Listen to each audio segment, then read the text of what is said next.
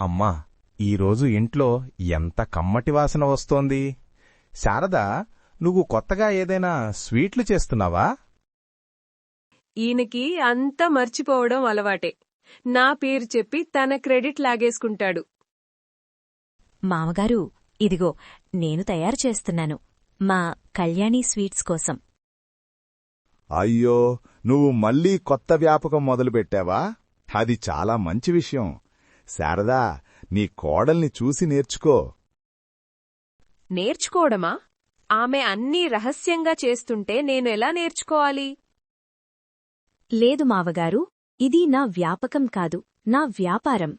ఇప్పుడు అన్నీ అందరికీ తెలుసు కదా. వ్యాపారమా? అయినా పర్వాలేదు, కమ్మటి వాసనొస్తోంది. శారదా, నువ్వు ఎంత బాగా స్వీట్స్ చేశావో రుచి చూస్తాను. నేనా? నేను చేశానా? మీరంతా మర్చిపోతారు స్వామీ. మావగారు, ఇవి నా కళ్యాణి స్వీట్స్. రుచి చూడండి, ఎలా ఉన్నాయో చెప్పండి. ఆహా, చాలా కమ్మగా ఉన్నాయి. శారదా, నువ్వెప్పుడూ ఇలాంటి రుచిగా స్వీట్లు చెయ్యవు గదా.